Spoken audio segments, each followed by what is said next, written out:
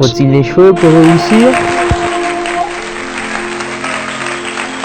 Let's go.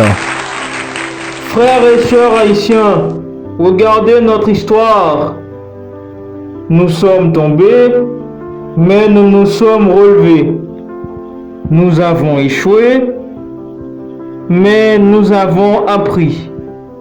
Nous avons souffert, mais nous avons grandi. Quand le séisme a frappé en 2010, qui a dit que c'était fini? Quand l'économie s'est effondrée, qui a baissé les bras? Quand nos jeunes n'ont pas réussi leur bac la première fois, moins de 75% d'échecs. Oui, qui leur a dit d'abandonner? Personne. L'échec forge, mes amis. L'échec enseigne. L'échec prépare la victoire. Regardez Herriot Tabuteau, parti d'Haïti sans rien, tombé 1000 fois, relevé 1001 fois. Aujourd'hui, un empire de 6 milliards de dollars dans la biotechnologie. Son secret, il a accepté l'échec. Il a embrassé l'échec. Il a transformé l'échec en force. Dans notre pays où 70% des activités sont informelles, où tout est à construire, sans échec, point d'apprentissage. Sans apprentissage, point d'innovation. Sans innovation, point de réussite. L'échec n'est pas notre ennemi, c'est notre professeur. Mon cher compatriote parle bien, très bien même. Mais permettez-moi de vous poser 3 questions simples. Qu'est-ce que l'échec a apporté aux 380 000 enfants haïtiens qui ne vont jamais à l'école? Pourquoi accepter que 80% de nos élèves redoublent au moins une fois?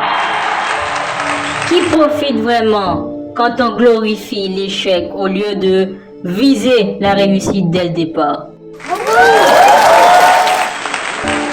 Non, mes amis, l'échec qu'on subit n'est pas l'échec qu'on choisit. Ce n'est pas l'échec qui a sauvé Haïti. Ce n'est pas l'échec qui a construit nos routes. Ce n'est pas l'échec qui nourrit nos enfants.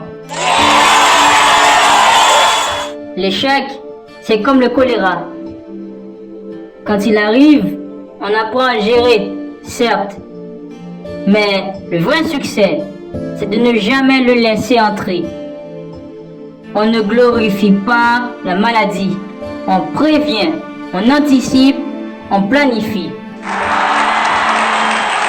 Vous parlez de Tabuteau, magnifique parcours.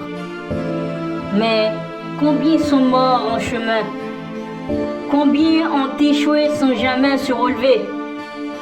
Combien de jeunes haïtiens brillants ont abandonné après les 5e tentatives au bac, épuisés, découragés, brisés? Le vrai courage, ce n'est pas de tomber et se relever. Le vrai courage, c'est de préparer si bien le terrain qu'on ne tombe pas. C'est de donner à nos jeunes les outils, la formation, l'accompagnement pour réussir du premier coup. Pourquoi perdre 10 ans à échouer quand on peut investir 10 ans à bâtir? Haïti mérite la rigueur, pas l'improvisation. Haïti mérite la préparation, pas la précipitation. Haïti mérite la réussite, pas l'excuse de l'échec.